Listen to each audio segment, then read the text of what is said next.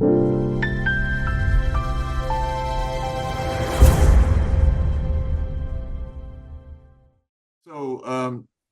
I reached out to my niecey, Hey.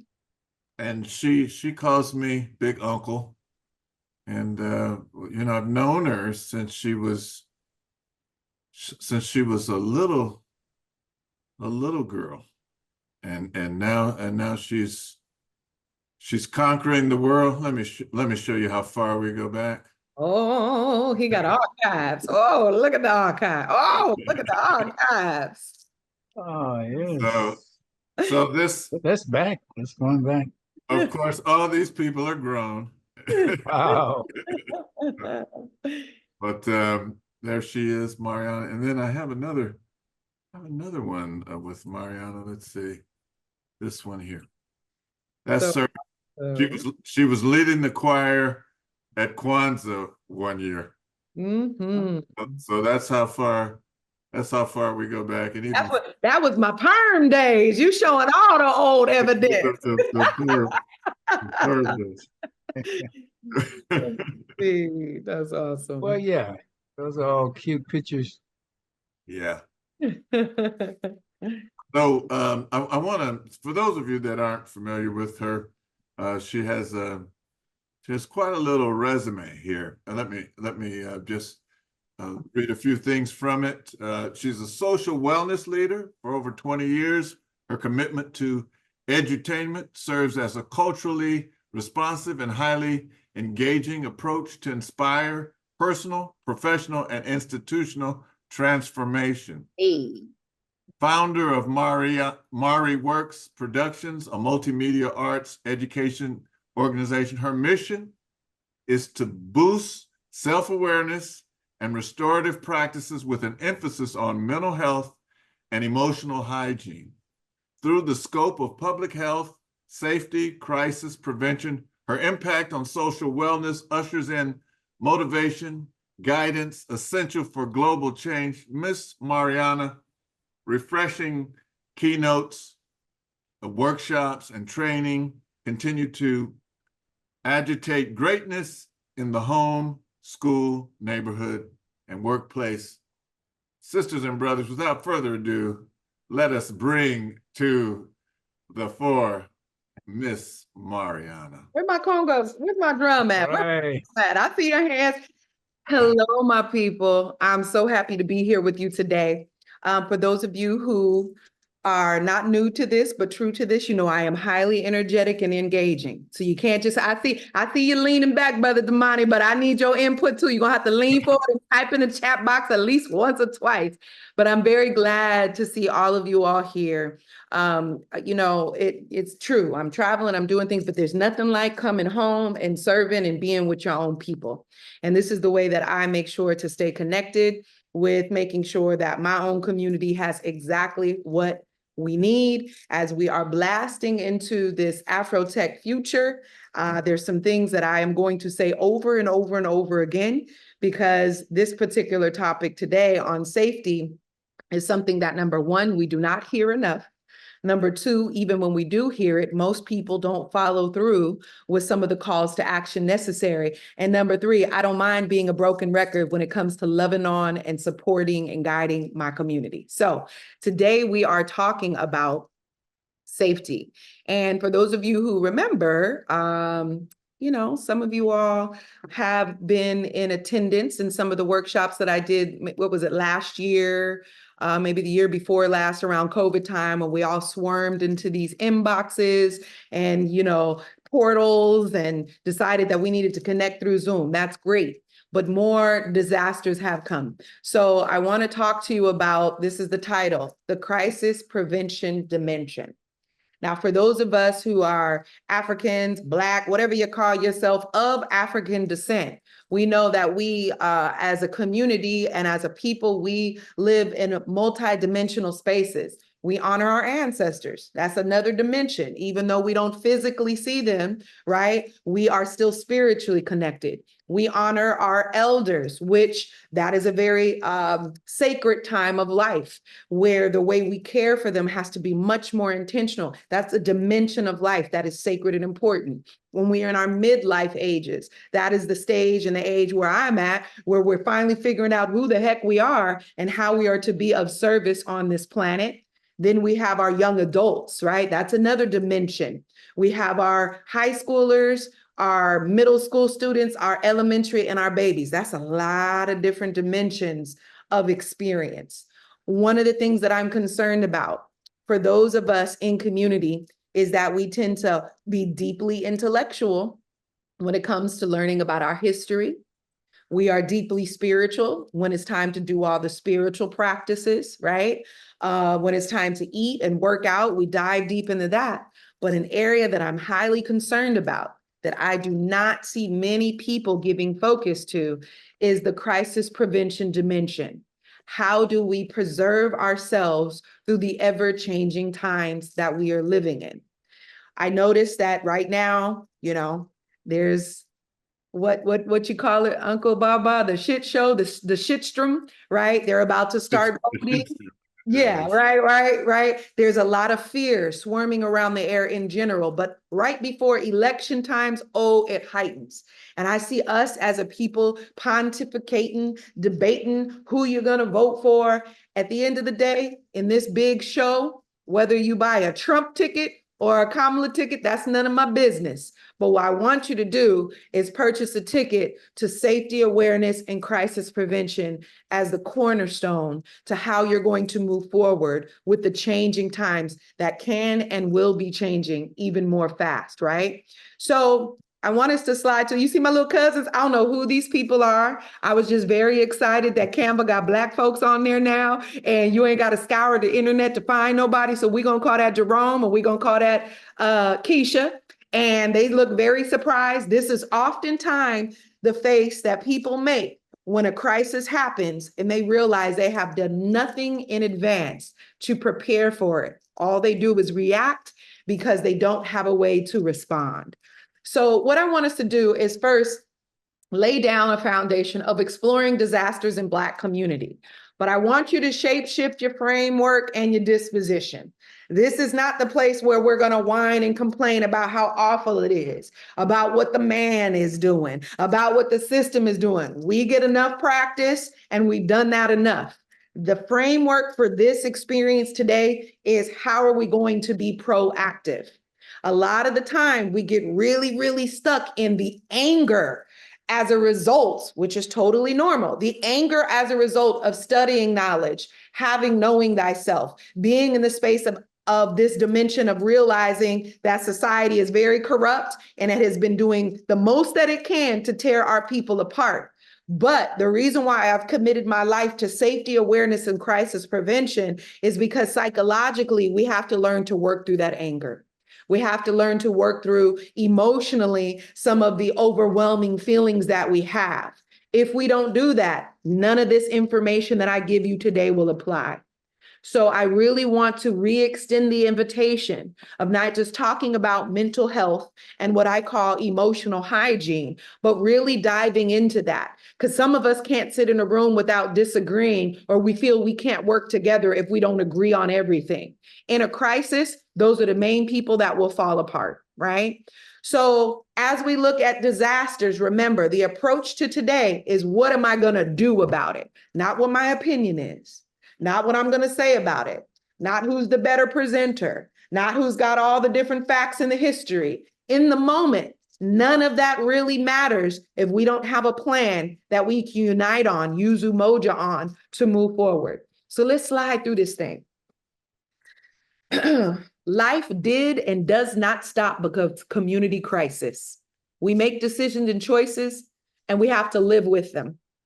Today, decades after the end of legal limits on mobility, too many African Americans and other highly vulnerable populations are, number one, place-bound, meaning they cannot get out of their area or their zip code. Number two, concentrated in disaster-prone areas, For example, we talk about food deserts all the time and how healthy we need to eat, but most of us are in disaster-prone areas based off of the fact that we do not have the things in place that we need, right? And then lastly, a lot of us are without the resources to move out of harm's way, right? So if Babylon gets to falling, most of us don't have the resources or own an aircraft to fly to Africa real quick. That's more than likely not what's going to happen if things start hitting the fan, okay? Atrocities African Americans have encountered while trying to survive and recover from life disasters have been well documented over the course of recorded U.S. disaster history. I'm talking about U.S. because that's where most of us are right now. Here are 4, but some of y'all have lived some life, and I'm sure you know a few more. Number 1, who remembers the San Francisco earthquake in 1906? Anybody that old in here? Oh, okay. All right, all right. What about the Great Mississippi Flood? Any of your grandparents or any of your cousins and big aunties lived through that? Maybe so. All right. Some of y'all might remember Hurricane Floyd, but I'm sure most of you remember. Okay, I see you. Katabazi remembers Hurricane Floyd. Tell me about that. Unmute yourself real quick. What's a memory that you have? How old were you? And what is some of the 2 vivid memories that you have from Hurricane Floyd in 1999? Well, I was here in California at that time. Hmm? I was in the workforce, had a job, and what I remember about it is mostly through people that I knew and were distant family members. And the information as it came back to me, Uncle so and so and cousin so and so had lost everything in this hurricane, Yeah. and they were all devastated from it. So I was able to piece together a few funds and send it via my cousins, and I had to pretty much settle for that. There was some correspondence back and forth, but I just remember the suddenly of the devastation, receiving the news of it and how it was affecting me personally, Yeah. because many of us heard about the hurricane especially in the aftermath, Yeah. but a lot of us was somewhat disassociated from it. I was personally linked in that instance. Yeah, those are real feelings. There's a feeling of helplessness when we don't have certain plans in place. And, for us as African people, I got a lot of loved ones in New Orleans. A lot of them ain't going nowhere. A lot of them won't evacuate. They have the attitude, we will rebuild. But there are some things that we need to do to move forward for the advancement of our people, because these are just natural disaster, right, examples. But there are many, many more. All right. Who had any loved ones that were affected by Hurricane Katrina? Raise your hand and shake that thing. If you have loved ones, co-workers, people that relocated right here in Sacramento, California. I know about 6 or 7 people, and I know multiple people that lost their homes. Again, this can impact us greatly because we have this feeling of helplessness. And again, today's framework is really about being proactive so that even if we're from distant places, we can help and we can assist our family members. So in wrapping that up, those are just natural disasters. Here's a few more pictures, right? It's one thing for me to list it here.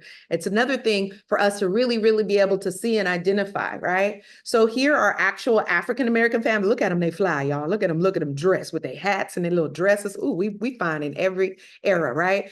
African-American families on the street during the San Francisco fire of 1906 with clouds of smoke billowing from the hills in the background, right? I wonder how many of them had anything in store for safety, if they even thought about that, because oftentimes we're in survival mode. Here's an actual picture of the Great Mississippi Flood in 1927. 26 square miles, 170 counties in 7 states. That's a lot of land. And how many people have to be displaced from our homes before we realize we have to have evacuation plans, no matter how attached we are? We're going to talk about that, right? And lastly, this is more recent. People remember this. New Orleans, August 30th, 2005, after Hurricane Katrina. These are all real experiences. And again, these are simply natural disasters. Let's go in looking at all of the types of disasters that can hit. Go ahead, either raise your hand or take to the chat box, put a number 1 if you have experienced a fire in your lifetime. I have. I was in middle school. My mama told me never to fry nothing. I didn't listen. I wanted some French fries. Y'all, I caught the whole house on fire.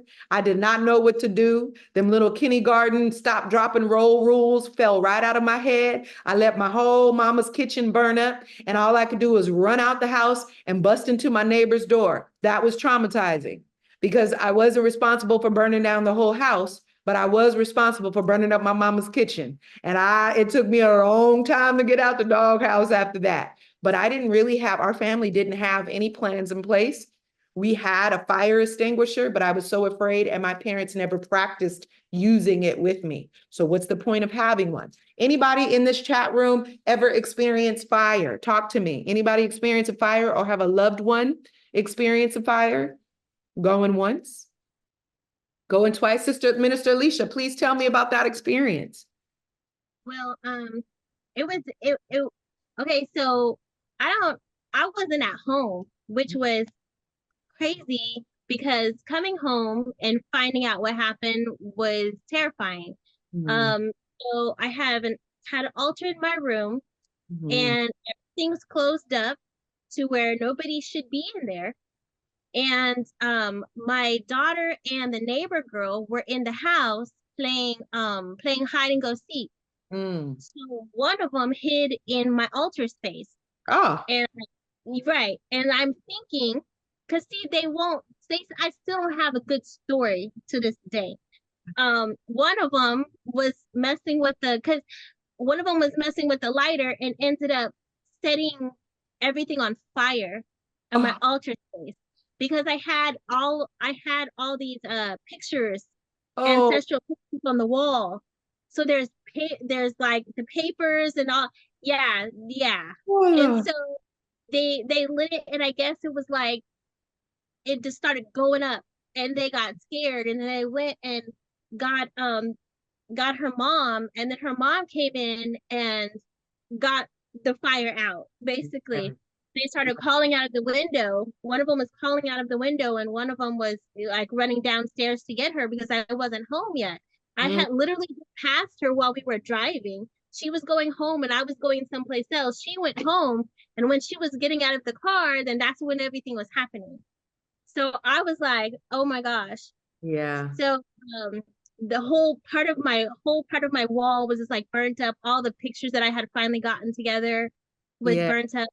My grandparents, great grandparents, great great grandparents. So yeah, it was hard. Devastating, quite devastating. Yes, indeed. Thank you for sharing. Anybody else experience a fire? Okay. Anybody experience a hurricane? Live through a hurricane? Your mama and them, okay? Going once. All right. A tornado. That's the Midwest, right? Don't those tornadoes really hit the Midwest hard? Who's from the Midwest? Anybody in here from the Midwest? Okay. Well, I am again. I was born and raised in the state of Kentucky, and got caught in a tornado. Wow. One day, my brother and some cousins and I were out gathering berries, and I guess I was small, 9, 10 years old, something like that. Right. And those storms, they can come up really quick. Wow. And we saw things darkening in, and the wind picked it up. So we said, well, we better head for the house. Yeah. But we didn't quite make it before the storm descended on us, and we was trapped in it. There was debris and dust and everything swirling around us. And being so small, we were almost lifted off the ground. So we was able to get to a fence and cling to the fence and use the fence as a guide to get back to the house. And it was a horrible experience because it was so hard to see, and the wind was so strong, just lifting us off the ground and everything. Yes. So, yeah, just very frightening. Yes, very frightening. So needless to say, you didn't make it back with any berries, huh? No, You we didn't make it didn't. back with no berries. That baby didn't make it back with no berries. Okay. All right. So wind, earthquake, vandalism. I have definitely had experiences where my things are vandalized, and because I didn't have backups, some of the most important information was just out there, right? One of the things with vandalism too is that we feel a undertone of unsafety after that. We feel violated, and it's really important to have things in place so we're not living in fear in our home. The worst thing we can do is operate out of fear, but when we have things in place, it helps us to operate with the level of confidence and self-esteem that we need to, again, survive in this world. So we got collisions, lightning, smoke, hail, buildings collapsing, explosions, water leaking, burglary. Are there any other disasters that are not on this screen that somebody can identify? Going once. Going twice. So it's Earthquake. okay, earthquake. I think that's there. Is earthquake there? Yeah, earthquake is Yeah, there. that's there. Yeah. What about extreme heat Extreme heat. That's Heat. another one. or Excellent. cold, Cold, And yeah. What about being snowed in? Mm-hmm. I would say flooding, especially here in Sacramento. Mm-hmm. Mm-hmm. Very good. Excellent. Any other ones? I would say a car accident could be somewhat disastrous. Collision. Collision. Mm-hmm. Oh, there we go. All right, very good. So check it out. As woke as we are as Black folks, none of y'all said the race war. You know that their 5-year-olds are training with guns right now, can clean that thing, lock, load it, and shoot, right? As much as we're talking about the political environments, these are usually natural disasters and crimes here. But I'm surprised nobody didn't say the popos, right? Pulling you over. That's a disaster. That's a crisis, right? Somebody coming up on you, them good old boys. My pops got land out there in Wilton, right? I remember being out there and almost gotten driven off the road, and I was out there by myself with them good boys, right? We are in an environment. Yes. Brother Keedy has his hand up. Oh, go for it, Brother Keedy. Go ahead, Keedy. Yeah. Well, since you talk about the race war, I would add to the natural disasters we are witnessing is the fertility collapse of Black people, our fertility falling so far below replacement that at this particular point, we're aging out. Very good. Any other crisis, any other disasters? Now that I've broadened it beyond some of these natural disasters and crime disasters, anything else? Thank you for that. Okay. So the idea is we don't want to only prepare for weather disasters. We don't want to only prepare for burglary or collision or vandalism. We want to open our mind to the mentality of crisis awareness and safety prevention in multiple dimensions, in multiple ways. So 4 things, and it's important that we do this at Kwanzaa. If you still celebrate Thanksgiving, Christmas, yeah, and if it's your birthday, who's going to stop you if you're having a birthday dinner? The 4 steps of disaster preparedness is something that I do with my family, mainly quarterly, right? And I don't have a big nucleus family, but usually 2 holidays out of the year and 2 occasions, I sit down and we make sure to identify, develop, and or update our plan. We implement and train, meaning that we're going to practice where our places will be and what our role is in the event something pops off. And then I intend to be the leader in my family, but I also give them instructions on what to do in the event that I'm incapacitated, whose role it is to take over, right? So one thing I want to ask all of you, whether you take to the chat box or speak out loud, is what is your role in a disaster? One thing, when things pop off, is everybody wants to be the leader. That's not everybody's job. Everybody's job is not the leader, and we definitely can't do all that at one time. But sometimes when we're in disaster, the one thing that makes us falls apart is the bickering and the fighting and some of the insanity that happens. Heck, some of us are doing that when we're not actually in a crisis. So just imagine things get a little wavy out there, right? The idea is making sure that we can identify what our role is. So we, as the young folks would say, we stay in our lane.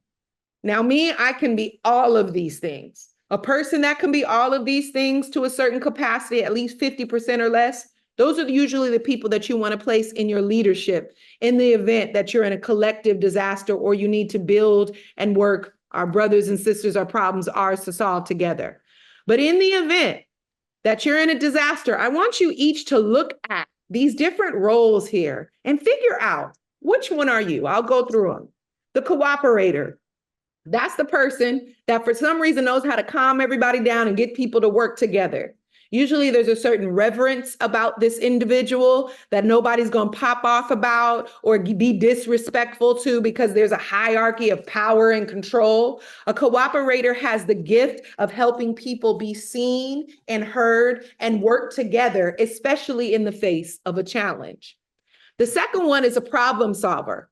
That more than likely is a person who's a critical thinker and can really come up with solutions quickly in the moment. They're not ones that want to debate a lot. They're not ones that want to go back and forth and have the last word, because that is usually the individual that wants to do the work, right? The third person is the communicator. That is the person that if something needs to be written, orated, or expressed, whether that's through the internet, telephone, they're the person that is going to make sure all messages are getting to the appropriate place. Oftentimes, this is a person that is good with tech, or this is a person that keeps all of the information of everybody in one collective place.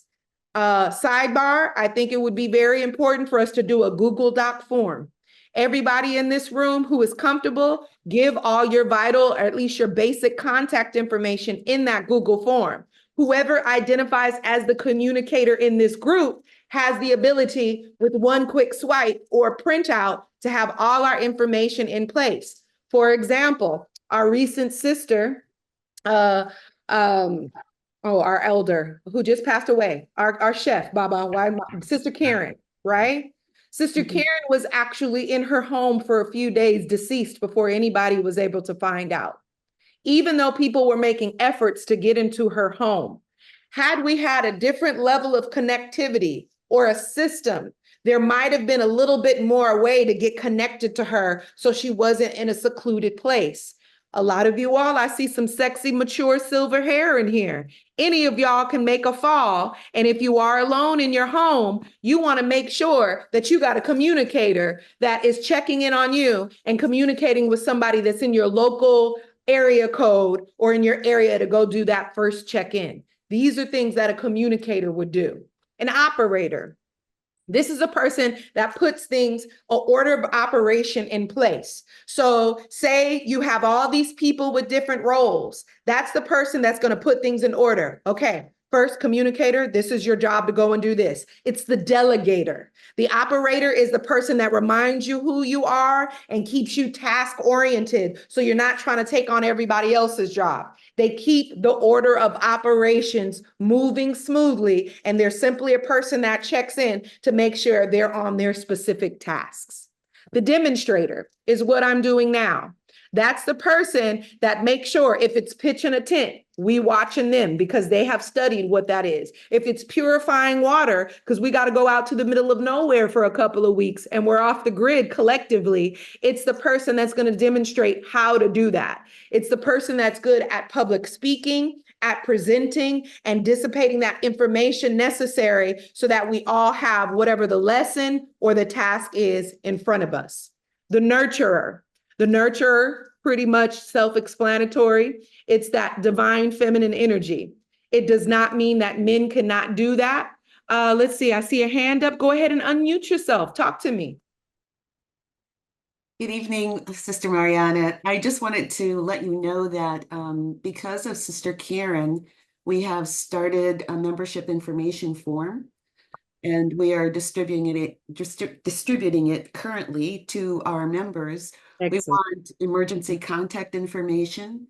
We want to know who that person is in relation to them. Of course, we want to update all of their current statistics because people move a lot. Absolutely. We also want to know they're also known as, because I don't know if you remember this, but one of our members went to the hospital and we didn't have the right name.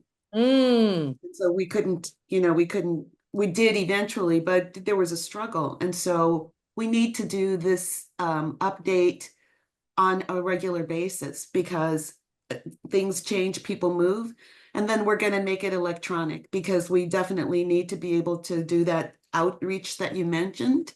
Mhm. I got approval from the ministers to go ahead and do that, and I'm very excited. I will say this much though, I appreciate your presentation because I do believe that some people are hesitant to share information. They Mhm. don't see, they don't understand how important it could be. So that's it. Thanks. Beautiful. Thank you for that. You are a woman from my heart because I say this stuff over and over for the last 15 years. And a lot of people, you know, they humor me and they say it's great information, but they don't actually do the actions necessary. And it matters when you're in the middle of a crisis. And one thing that I say is it's not who's most fine, most intelligent, most spiritual, most athletic and in shape. It's the person who put things in it's the person who prepared in advance that is more than likely going to make it through a crisis, right? So thank you. I'm so glad to hear that. And please, I don't know if I have my information on there, but I'd like to add it. So please send it to me.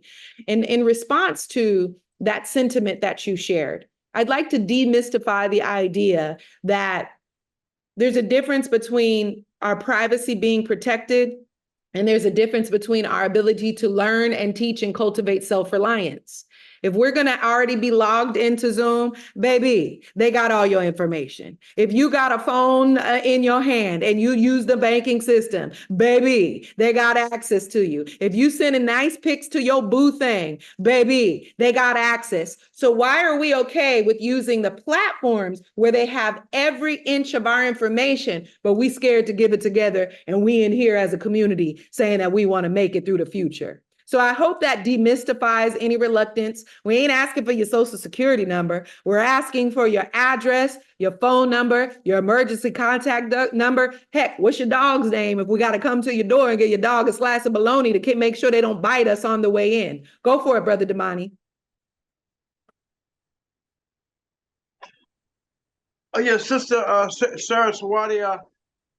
One thing I recommend now to help people get, I found Brother Henry on the floor around in the studio next door. I found Brother Henry, and since then I got Brother Jabari. I got Brother Jabari to get Life Alert around his neck and around his wrist. Also got my sister that stays alone. She's 74 and got a 5-bedroom house, and she's got Life Alert. Something you can put around your neck or you can wear around your wrist. So I recommend to people to always recommend to people to stay alone and they're elderly, to get Life Alert. Can I say not just elderly, but just people who are alone? As like you don't want to say like what's elderly, but I really do believe that we need to have systems in place to connect with people.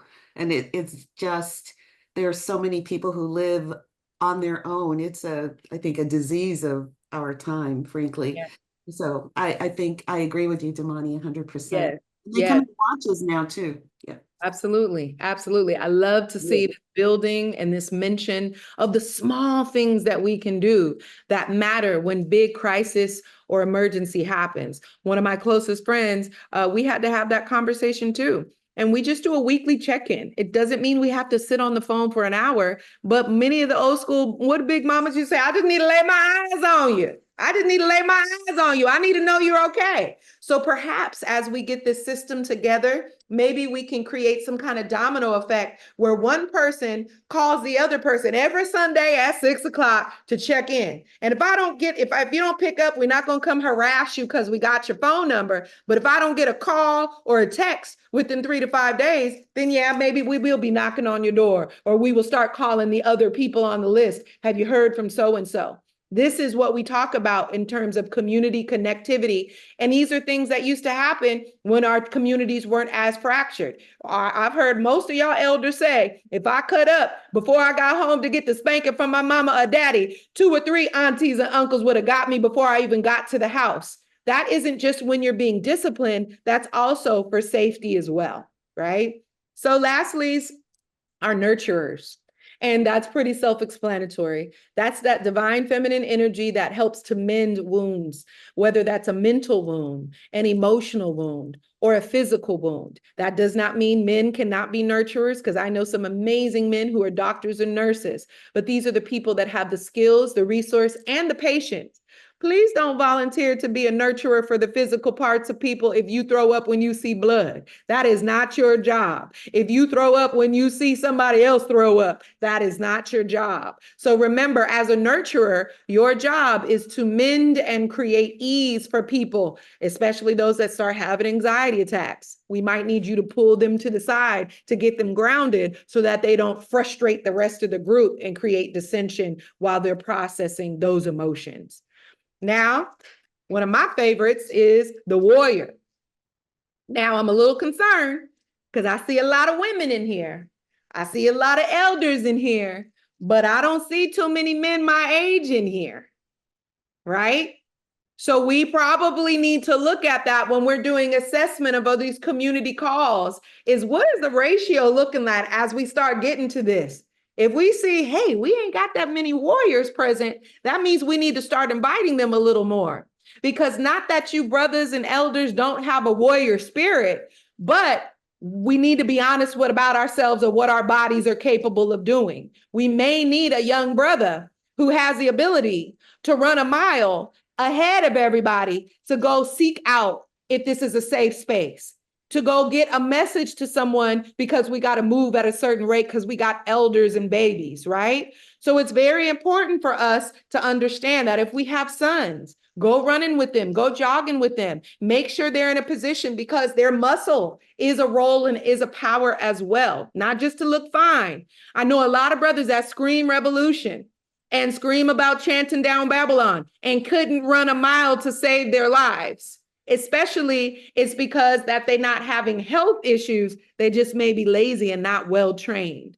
So one thing I know about Baba Imhotep is he be doing his movements. So please remember, elders, that when you think about, oh, I need to go do my walk, please get up and do it.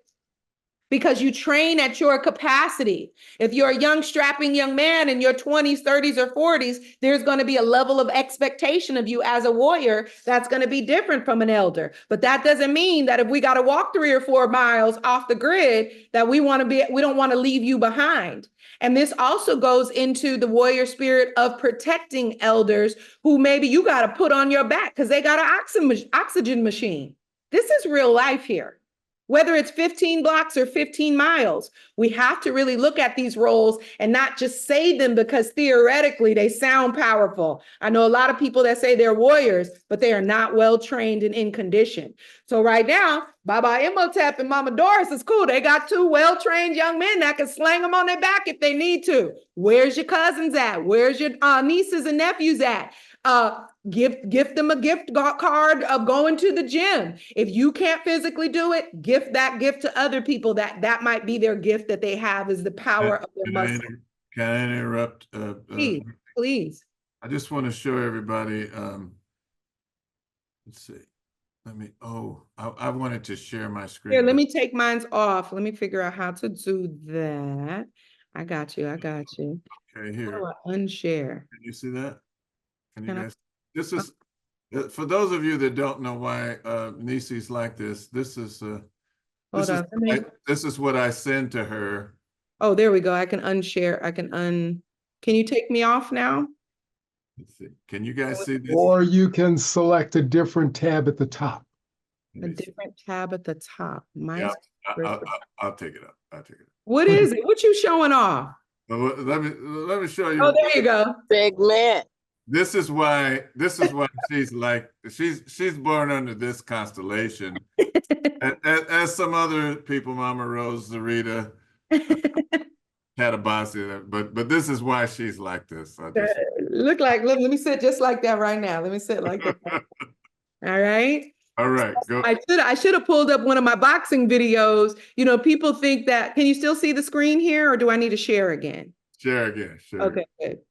I should have pulled up one of my boxing videos. People think because I'm chatting and I'm happy and I'm fun all the time, but don't get it twisted. I can knock the block off of somebody's head to get away if necessary, right? And self-defense isn't necessary because you want to beat everybody up, but you do want to know at least 2 basic moves to disable somebody for the 30 seconds that you can get away, or have a warrior spirited person help you to get away, right? And then lastly, we have our builders, right? When we're talking about our ancient ancestors, we're talking about our architects, but that is people that have the ability in the moment with limited resources to figure out and put systems in place that will help us have comfort or ease. So that could also be a person that knows how to pitch a tent from resources that are around. Builders and problem solvers tend to work well together.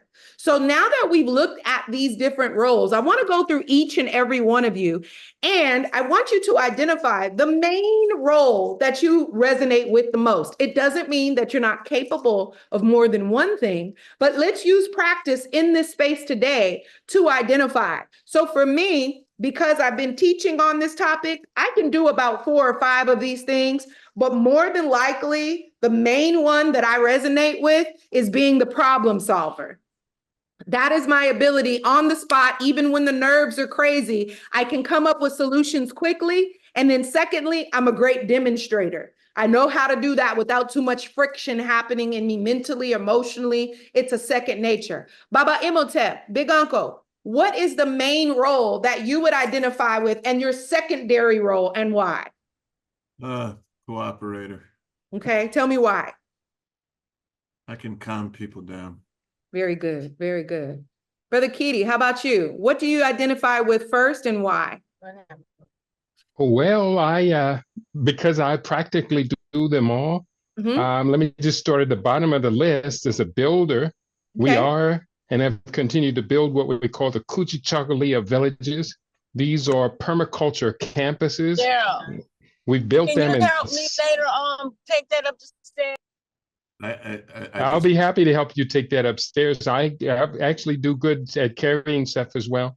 So as a builder, that's definitely a thing. Communicator, 23 years of broadcasting every day. I do the best I can, but really, I do my best to relate to literally everything on the list. Excellent. Very good. Very good. All right. I don't know, Willie. I don't see your face. So I'll go going once, going twice. Okay. How about this? If I don't see your face, I'm not going to call on you. Okay, Willie, you there? I'm here.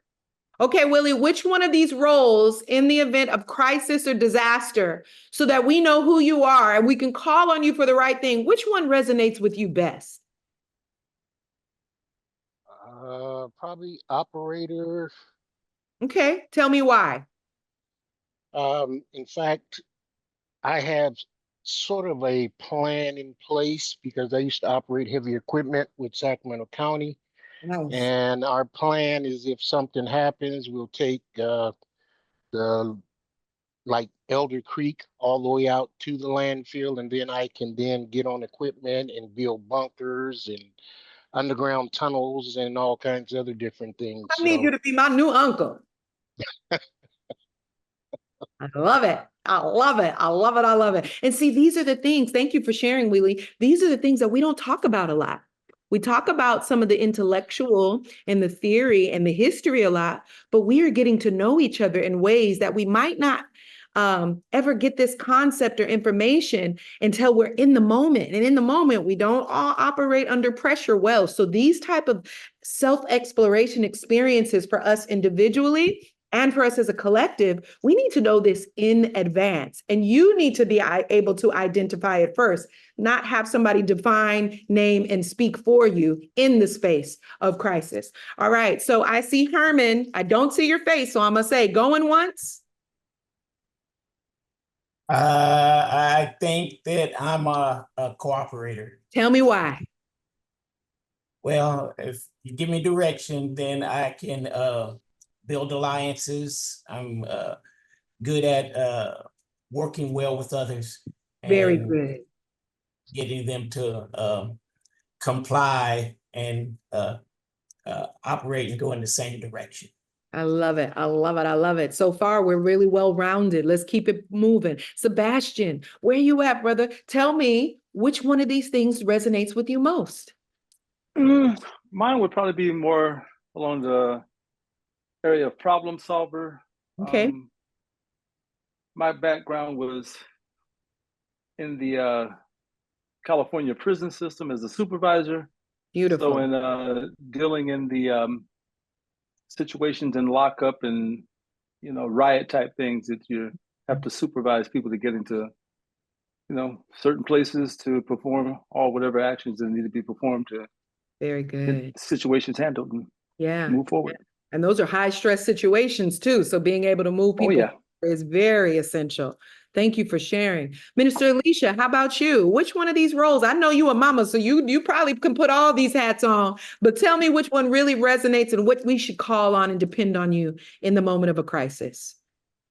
It was kind of hard because I was like, well, but I'm thinking, a cooperator and a builder. Okay. And I feel like in that respect towards children, like, I probably would be able to, as a cooperator, be able to, get the children, the youth together to kind of like, okay, let's do this on the side while the adults are trying to figure this out. And I would probably be the one in the corner, like trying to get a song together or, holding someone's baby while they're trying to do something. I can see, doing that because a lot of times, if you're in a disaster, it's not just adults, there's children running around as well that are probably scared or whatnot. And I feel like I would be able to do that. And also as a builder, because I do know a little bit about, foraging and putting things together. And if it's a situation where we have to go like into the forest or something like that, I can build, certain things, through camping and through learning how to build shelters and things in my children's school. So I'd be able to, build things together, shelters, and make sure everybody's warm, can crochet, like I'll be able to do that part. Whoa, blessed is a man that finds that type of wife. I love it. I love it. I love it. And it's so important that I want you to notice how all of you are naturally starting to flesh out specific examples, right? It's one thing to identify, but it's another thing to take it a step deeper and give literal examples of what that looks like and shows, because we might have 4 nurturers in a crew, right? But your ability to nurture the children may show up differently than somebody that maybe is an elder caretaker nurturer, right? So I really appreciate and I want to encourage as we continue to go through the group to not only tell me what you identify with, but how that shows up. These are things that we would only know if we do the advanced practice, okay? So see, Karabasi, where you at, brother? Tell me what resonates, why, and how would it show up for you? I think I'm a problem solver. Okay. Just because I solve a lot of problems in my own household. Yes, indeed. That's real. But yeah, I think I'm a problem solver because I've lived a long time, so I've had a lot of experiences. I've had an opportunity to do a lot of different kind of things, and I have basic information around most of the crafts, plumbing, electricity, carpentry, things of this nature. So I think I'm a problem solver in that regard. Okay. When I was working in the job market, part of my job was diagnosing problems and coming up with solutions. That's right. So I think I fit pretty well in the problem solver category. Beautiful. Beautiful expression. Thank you for sharing. Sugar D, I just love saying your name. I feel like I want to rap. I want to say some bars and start doing a rap song after, like I'm supposed to give you all the mic. But anyway, let me calm down. Sugar D, tell me what you identify with and why. How are we going to call on you? Our brothers' problems are to solve together. I identify with a whole lot of these things up here. I'm a cooperator because I'm already head of our family household. When I say family, I'm talking about my whole family on my dad's side. We have Zoom meetings. I'm the head. Matriarch. I'm also a nurturer. I have to do it all the time. I also am a problem solver and a warrior. Definitely a warrior. I'll fight you in a minute. Oh. So she'll put your Band-Aid on you, and she'll bop you over the head take too. Off my earrings, girl, and take the glasses off. I'll be ready. And not only that, I practice on the gun range. Okay. Oh, and you she's there. You see how she started rubbing them hands together, y'all. Ooh, I love a sharpshooting woman. Thank you for that. Thank you. All right. Saraswati, am I saying your name right, sister? Yes, that is one way to pronounce it, but it's Saraswati. Saraswati, I like that. All right, please tell me, you've already showed us some of your skill sets as a communicator, but tell me what you would prefer in the midst of a crisis. What do we lean on you for? What do we expect from you with your ease and grace? So I would say problem solver. And the reason I would say that is because I don't like to spend a lot of time talking about something. I'd rather just fix it, right? Come on. So for instance, even like this new member information form, but also, keeping track of the sick and shut in. I thought that was very important for the church to know who they were. And so now we have a list. But I really try very hard to do that in cooperation. I do believe that things need to be done decently and in order. Beautiful. So I will be persistent in my solutions that I offer, but I so believe in, everybody being on one accord. And, so sometimes you don't get what you want, you come back later, or you take a little bit and maybe not all of it. So I definitely believe in problem solving, but also in cooperation. Excellent. Beautiful. And thank you for your service. Thank you so much. Thanue, I see your beautiful picture. Oh, no, that's you. You were so still. I couldn't tell. That's you in real life. Talk to me, unmute yourself, and please tell me, what does a sister skill set resonate with, and how do we depend on you in dealing with crisis and emergency? Oh, God, I could take a little bit of all of them, but let's go with nurturer and problem solver. Tell me why and God, those come just naturally. If we're in the midst of a crisis, somebody's yelling, somebody's worried, and somebody's panicking, and I'm gonna touch you or hug you and let you know that we can get through this together. So I usually try to calm people down in the midst of crisis. Problem solver. So many people call me with their problems, and knowing that I'm not a lawyer or a doctor, but they know that I could get them to the right information. So even when I don't know the answers to questions, I usually do the research to find the answer.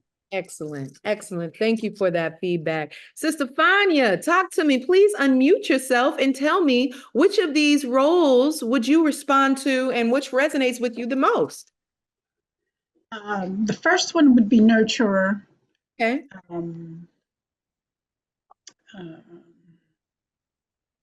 Tell me why. Working with those that are feeling anxious, scared, maybe behaving irrationally, and just trying to talk them down and ease their fears and let them know that whatever crisis that we're in, it's being worked on, that we'll be okay. Beautiful.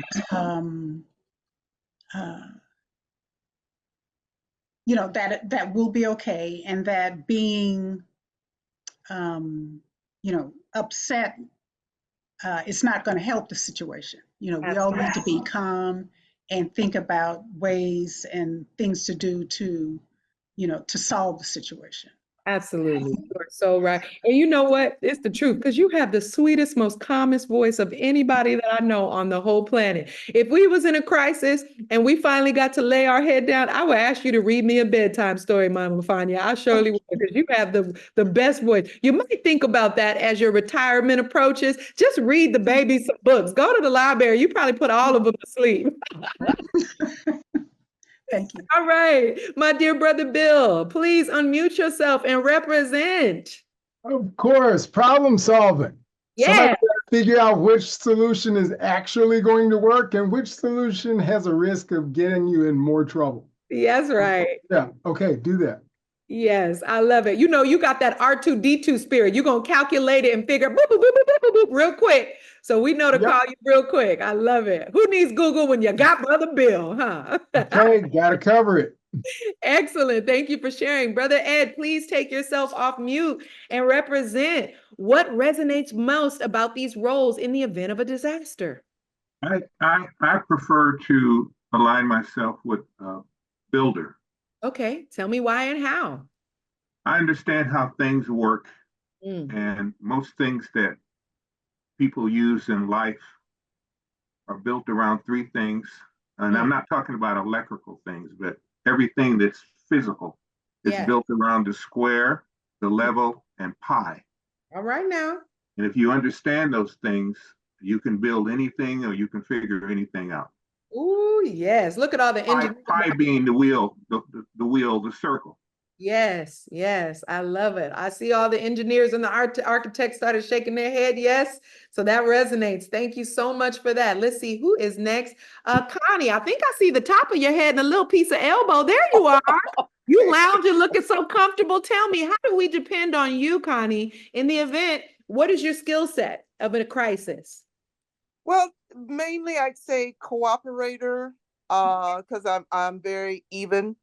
Okay. I'm very even, and I have a calming way about myself. I've had so many clients during my years of veterinary practice that they come to me because I calm them down, not their pets, but them. I'm very calming.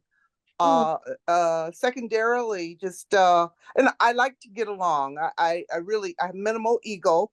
I think I just kind of want everybody to get along. It's just normal and pleasant, and work things out, and facilitate. I have a tendency, I'll facilitate that. And then the secondarily would be as a nurturer. I just naturally nurture, and I'm very calm. Can't come up with the word now. I'm very patient. I'm learning even more, that life brought me lessons that taught me to become more patient, especially now. I didn't think I needed that, but I'm in the process of becoming more patient. So those are some of my blessings. Thank you. Thank you for sharing. I can't help but notice you said your veterinarian skills too. That's another skill set. For those wound treatment galore. I treat all kinds of wounds. I was practicing 41 years when I stopped working for a couple. Now I'm back to some part-time work. So yes, lots of expertise, surgical skills, all of that. Oh, yeah. See, again, the deeper we dive, right? We think we know each other because we share the same cultural and spiritual practices, but these conversations are also essential. We need to know the practical skill sets, and what we're essentially doing is taking stock. We're taking inventory of our skill sets as we move forward and advance into the future. And I'm just so pleased to learn so much about you all. Let's see, Zarita, Sister Zarita, I see you there. Blessings, everyone. Communicator, problem solver, and nurturer. Boom. All right. You a straight shooter. I love it. Can you tell me which one of those ones are the top of your list and why? Why and how? I can't tell you the top because I merged all of them. Okay. I'm the eldest child, eldest daughter. Gotcha. Children since I was like 13. I'm an educator of young students and a person who serves families. So there are situations where I can be calm a situation where there's a screaming child and a nervous mommy, and I can convince mommy, it's okay, mommy, just walk away. We have it. Or him. Yes. As a communicator in a crisis, I'm kind, but I'm frank and to the point. If it's a situation where no parents, we can't enter the building because really, We want your children to be safe, and we Right. have crisis here, and we don't want to do anything to help the perpetrator. That's right. That's right. I love So- that you're giving a specific example. Thank you for that. Thank you so much. Thank you. Thank you. All right. I saw Mama Doris getting some sugar in the back. Go on and tap in. Let me, before I go, I know you're only going to be for a minute. We are doing identifying our roles. If we were an example, do you see the list on the screen, Mama Doris? What? Go on, get them bifocals on. I got mine on too. There you go. Oh, them are some big old cute glasses. Okay. If you were to be in an emergency and we only had to depend on us, our brothers and sisters, or problems are all solved together, would you identify as somebody that helps as a cooperator, problem solver, communicator, operator, demonstrator, nurturer, warrior, or builder? Of course, you have more than one skill set, but what's the number one thing you would identify with that we should lean on you for? Problem solver. Got it. And tell me why and how. What kind of problems are you good at solving, Mama? Well, I like to identify one of the things, and I was thinking about this week, and it goes back to kind of what you said to Mama Connie, in that you look at your skills, and my skills. I think about you solving a problem. You can be working on a problem and you forget what you're trying to solve. So as an engineer, we're trying to do calculations on a bridge, and you got to get a certain number, and you go through 10 or 15 pages and you forgot what am I solving for again? Or trying to get that side of the triangle, Right. But I think also as a woman, as a mother, we always think that we're supposed to solve the problems for our children, for our partners, for everybody else. So we step in and we carry that burden, and it's heavy.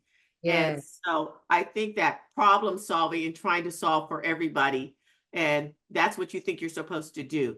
And that tends to be, but you're a warrior because, you get that mama bear kind of thing in you, right. to defend, and like, wait a minute, I was fine. I'm cool. But if you cross that line, it's all over. I'm just, Right. I don't even have to say it. I can show you better than I can tell you. Oh, wait a minute. Come on, gangster, slow down now. So, I love it. I love it. I want to solve things. And it makes me think of, and hearing you right now, also, I was laughing and I was drawn in even more, is about 20 years ago or 30 years ago, when you were learning a subject. It's sitting around, they talk about kitchen table. Yes, yes.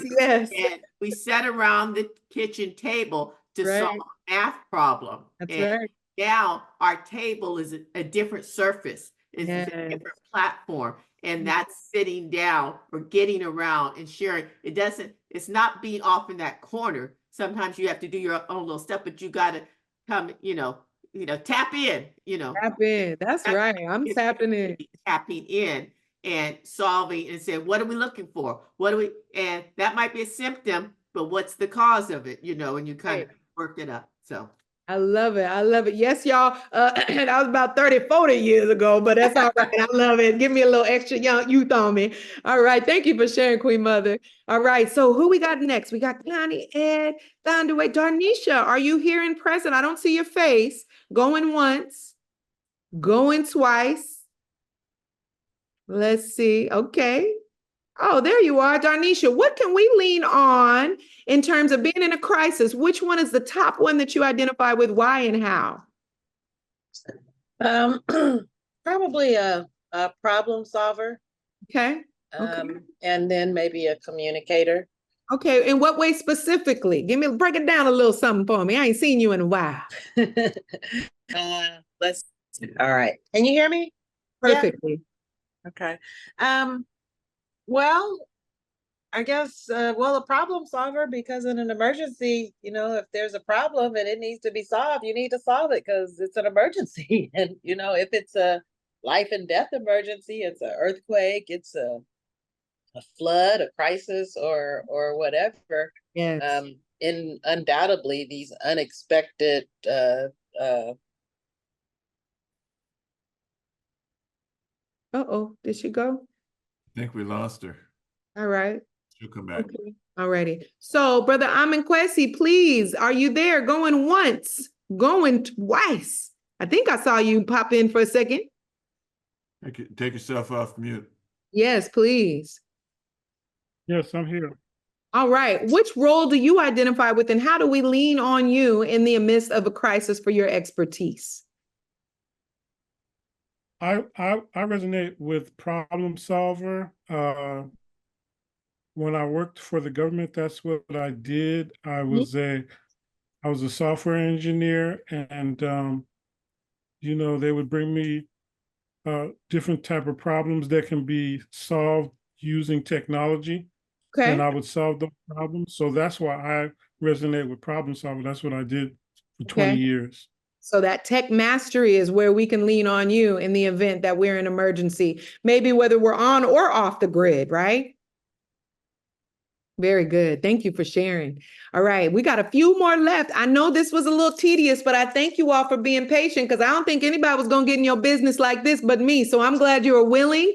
And this is strengthening our relationships and awareness of who we are as community before we wrap up. So let's see, Mama Ingina. I don't see your face, but if you are there, unmute yourself and let us know, where is your wisdom or expertise? How could we lean on you in a crisis?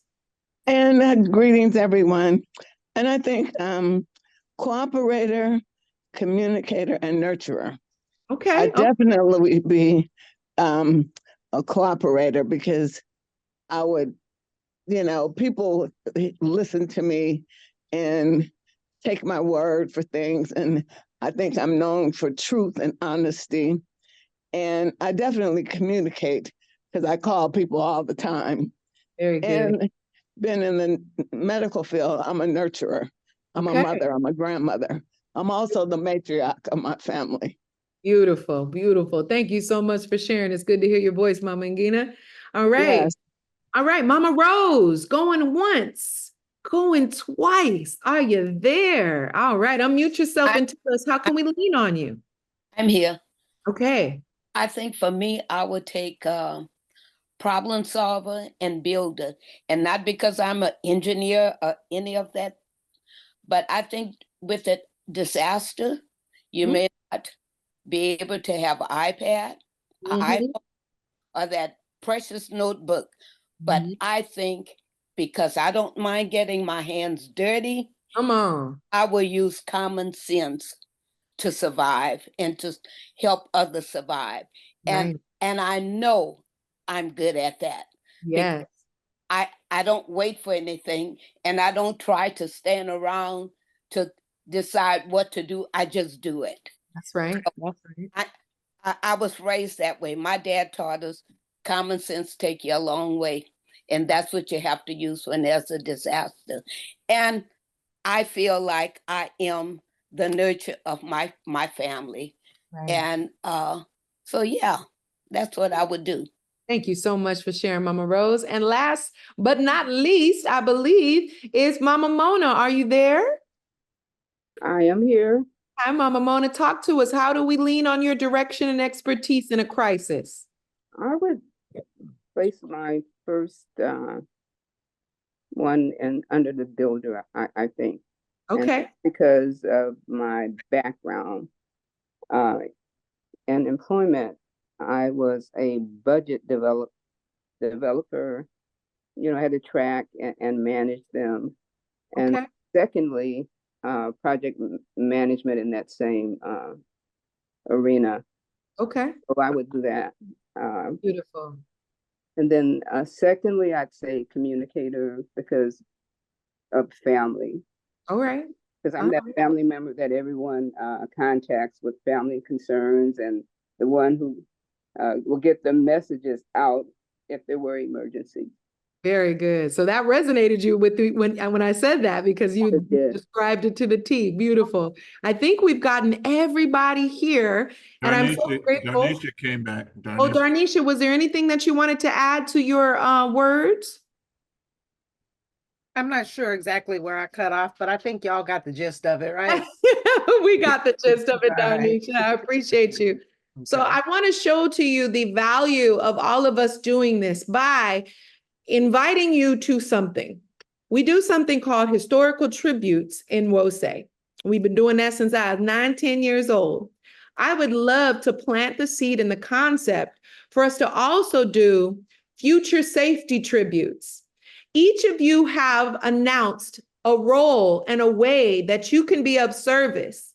And of course, when we study our ancestors and our elders of the past, it better positions us based off of their inventions, their explorations, and the things that they have contributed to us to take that information in and use it. So what I would like to do is the next time we come back, I would like everybody to have a 3 to 5 minute presentation where you show specifically how, as a cooperator, you have specific skill sets and what you are ready, and show how you will do it. If that's an operator, communicator, whatever it is, because this is the introductory conversation, but safety is not a conversation that's a one and done.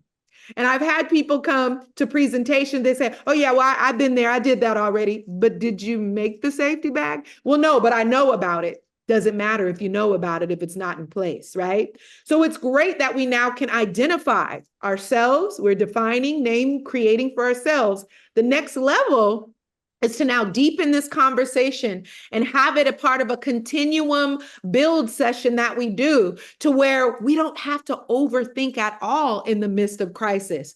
When I say ba-da-ba-ba-ba, you know exactly whose golden arches we singing about, and that ain't nothing but the devil, right? So I want you to be able to identify when you hear Miss Marianna and you hear my name, you know, oh, that's the demonstrator. That's the person we come to do the presentations to teach us everything. That should be second nature. The same way Baba Imhotep can say, Marianna is a Leo. I want you to be able to identify each person in our collective by what their skill sets are, so that we don't have to overthink and figure it out and argue about it and hold grudges because we haven't identified these things. So we're doing just that. We're having advanced conversations that prevent us from being overwhelmed and figuring out in the moment. The next thing I want to talk about that we will extend to in our last few minutes is escape routes. Now that our sister has put together our contact form, we should also be looking at the neighborhoods that we're in.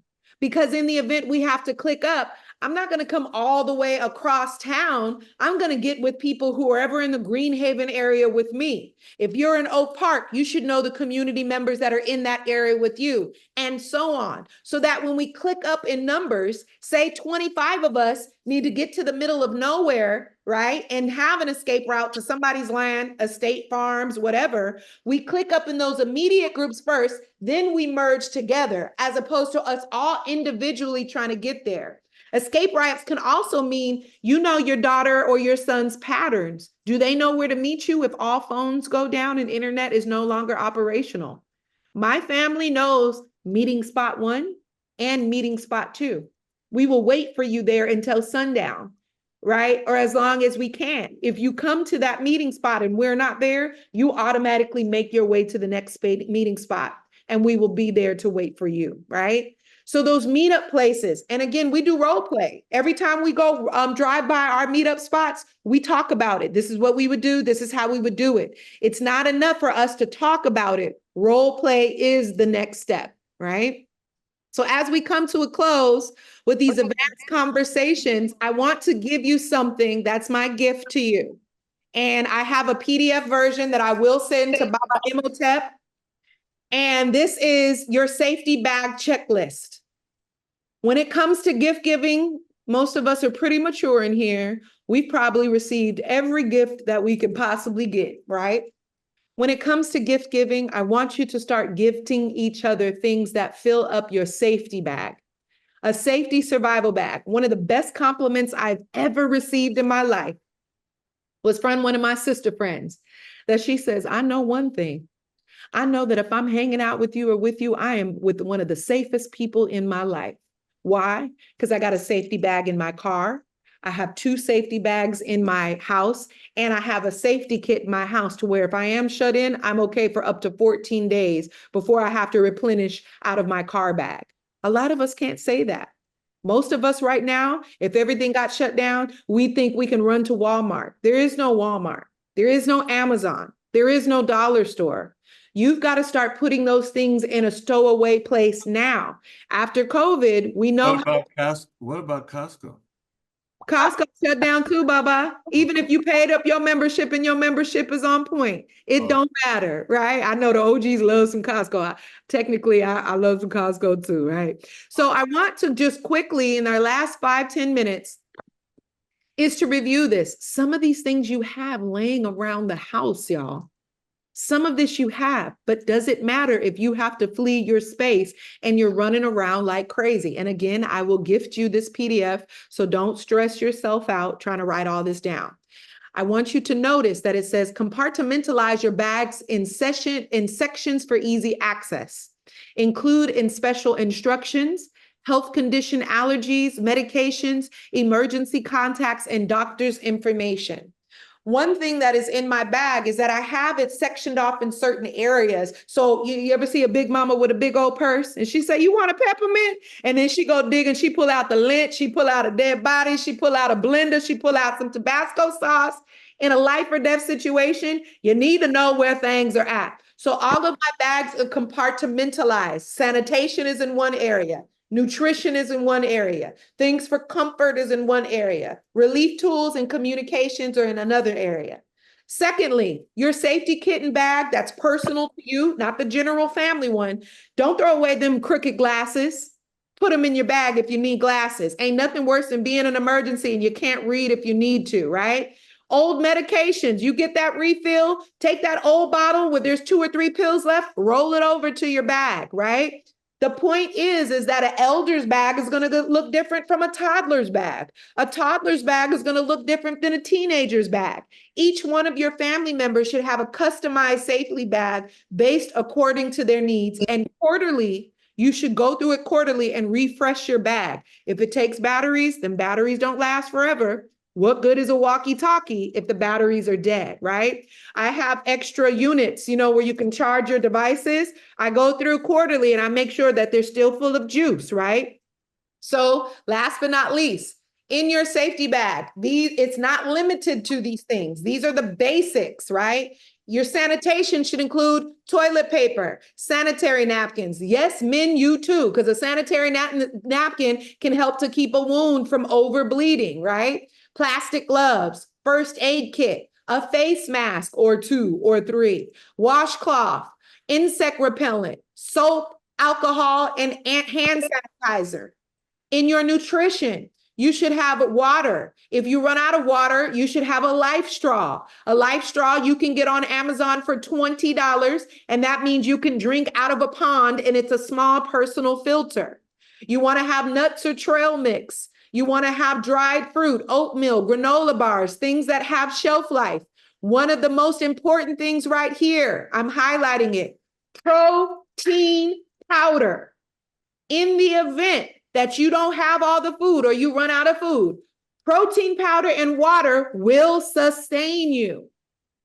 That is the 2 things that you can use. So if you go in my safety bag right now, I have little packets with chocolate protein powder. And at any point, even if I don't have water, I can chalk down a little bit of that protein powder to keep me sustained. Peppermints, right? For those who might be diabetic and you need a little piece of candy. MREs, for those of you who have been in the service, meals ready to eat. And then, of course, whatever special medications you have. Don't use that inhaler down to the last pump. Leave a good 10, 20 pumps in there and put it in your safety bag. Comfort, your hoodie, your shirt, your pants, your socks, your drawers, a pair of shoes. Don't throw away the old beat up shoes. Those could save your life if you have to walk through some terrain.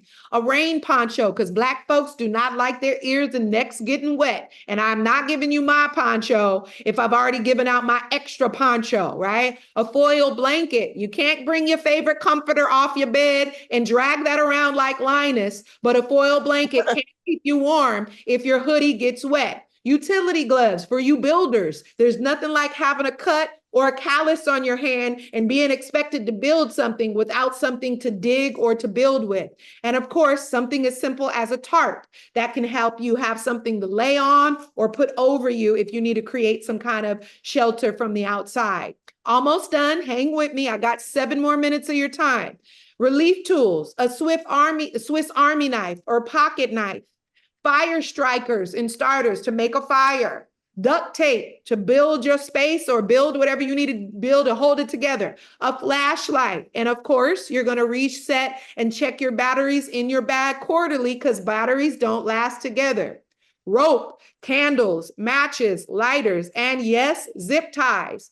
Some of y'all do not know how to control your anger because you did not get my Own Your Shit workbook, and now you still have mental health and emotional hygiene problems. Some of you have grudges over something that happened 2-3 years ago, and in the event we're in a crisis, you're going to be beefing. We might need to put you up in a zip tie so you don't harm yourself or others.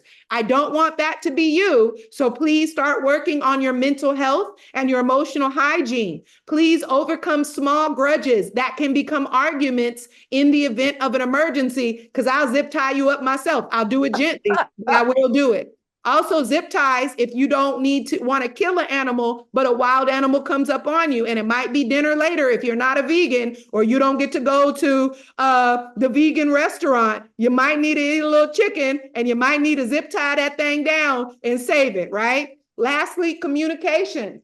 A whistle, because if you are under any kind of debris or something that falls on you and you're not able to yell, all you've got the breath in your life, you can blow that whistle and let somebody know that you are under the rubble, right? In AM/FM radio, I have ones on battery and I have crank ones. As much as I don't like to depend on the man and his airwaves 100%, I would like to be able to know what the heck's going on if I'm off the grid somewhere and I need to tap into those airwaves, right? Extra batteries, your electric chargers, and yes, a pen and paper, so that if you need to leave meeting place 1, you can leave a note in a special place where you've told somebody it will be, and they can go read that piece of paper and follow any instructions.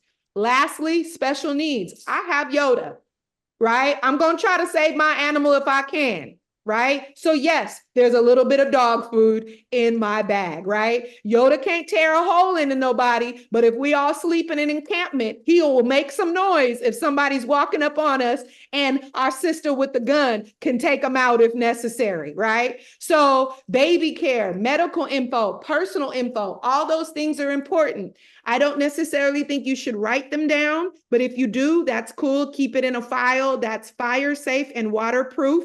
Or get yourself a good old USB and upload a picture of your ID, your passport, your insurance documents, and anything important to where if all you got, and that's all you gotten is a proof, and put it in a plastic bag or a fireproof bag. And if you do have to deal with authorities or you need to give information to us, we can have that information in writing and or a USB.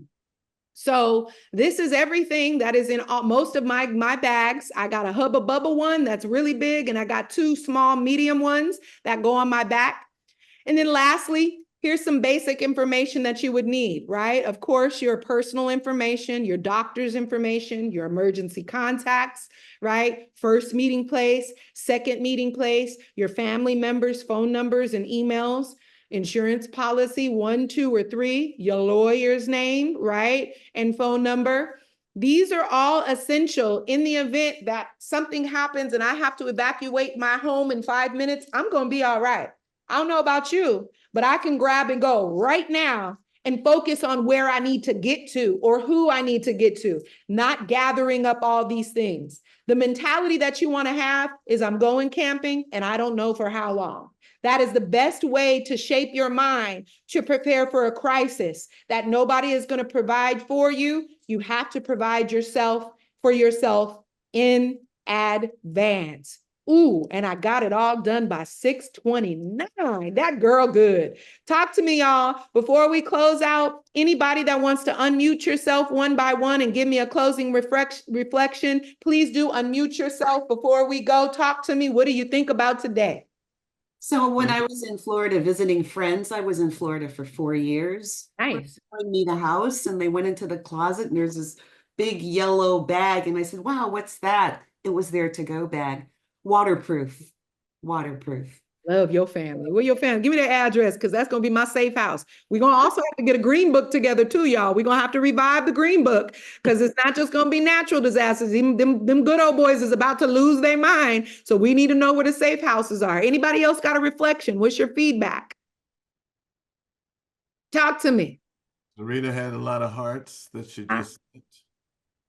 This is just this is on point as far as I'm concerned. I keep telling my family members that they need a bug out bag, and of course, the first time I mentioned it, they were like, "Why do we want to live in fear?" And I said, "You don't live in fear. You live to be prepared, regardless of what happens." Well, I mean, you know, and I know the upcoming election is coming, but like you said, people are gonna get stupid.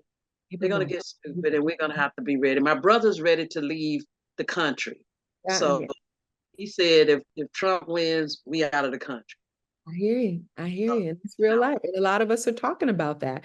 But are we prepared to do it? And you need a bug out bag wherever you at, right? It don't matter who wins the SHIT show, whether you bought a Kamala ticket or a Trump ticket, it's going to pop off. It's going to get crazy. One might just be a little slower than the other, but it's going to happen. Anybody else got feedback? Talk to me before we go.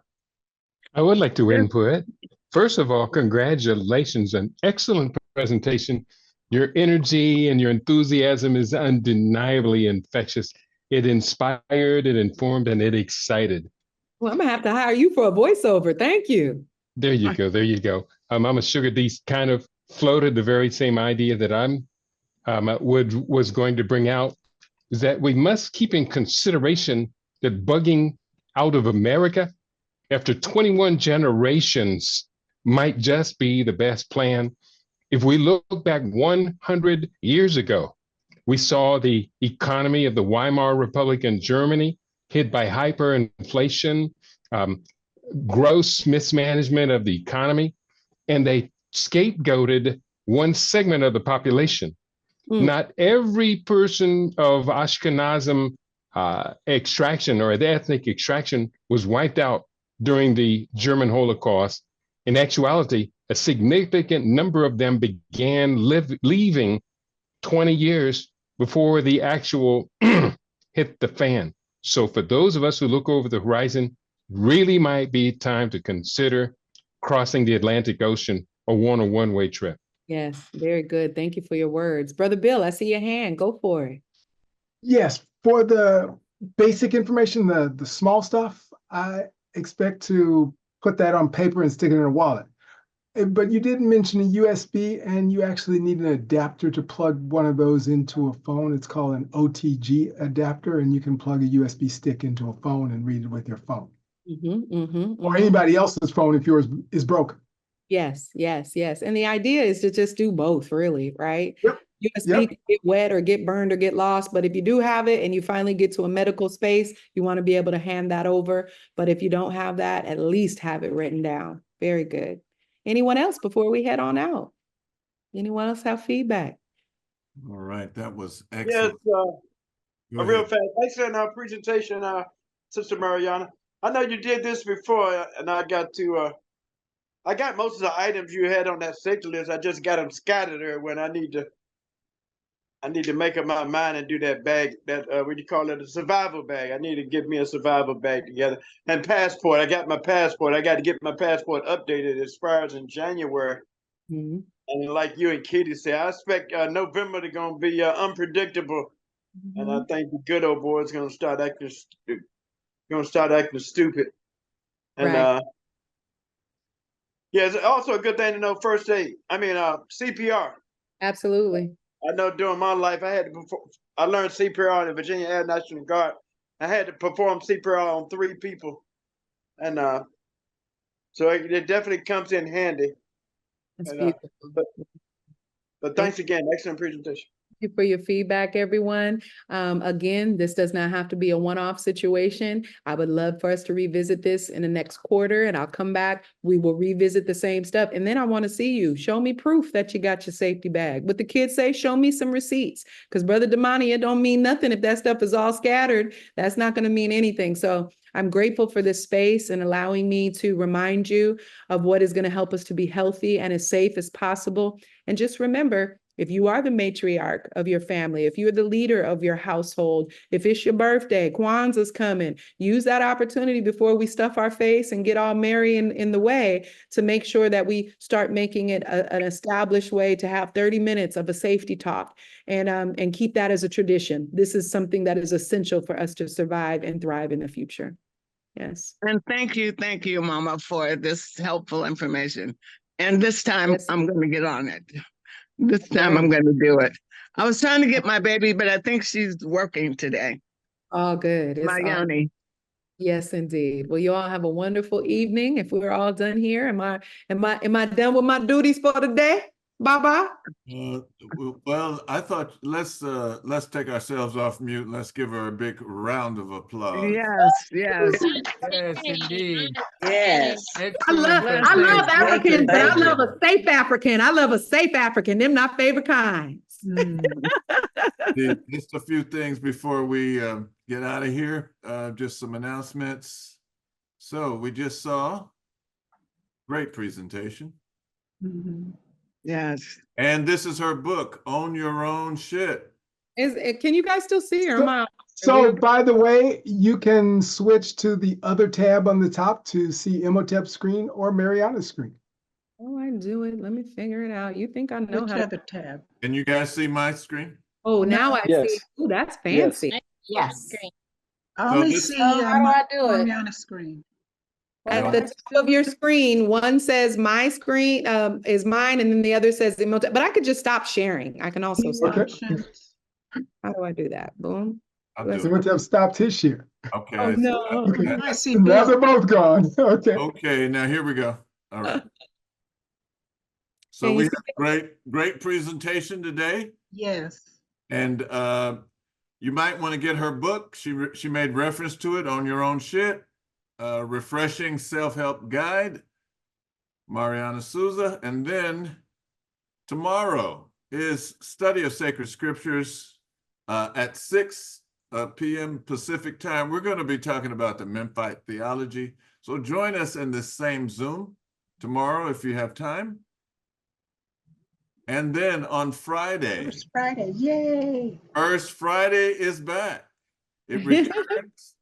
And it will be on the Black Knowledge Matters Zoom. And we have our facilitator, Sugar D. And we gonna do Who Said That? Who said that? Boy. Okay. All right. All right. And then what else? Okay. Yes. On the 7th.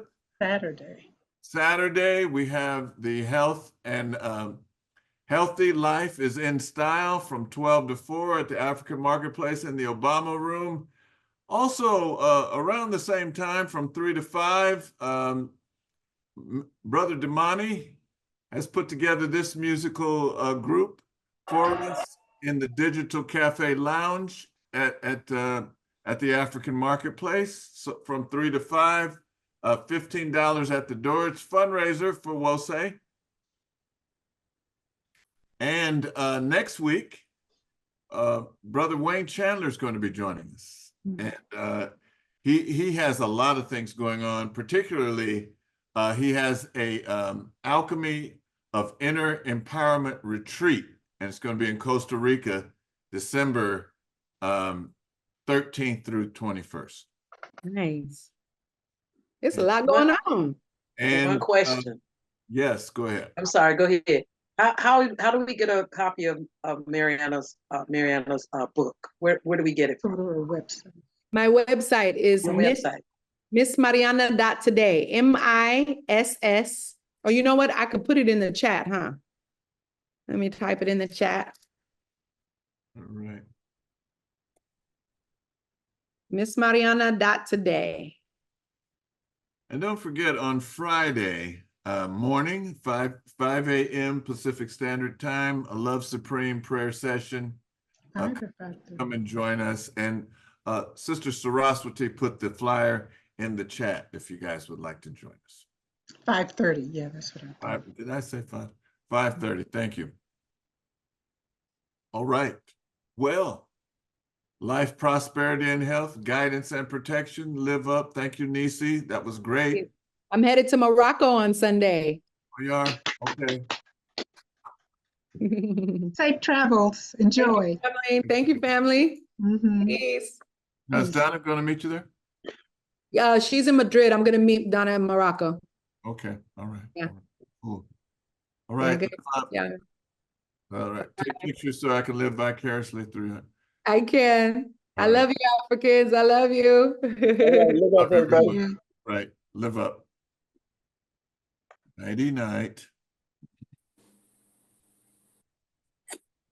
Blessings, everyone. Essence.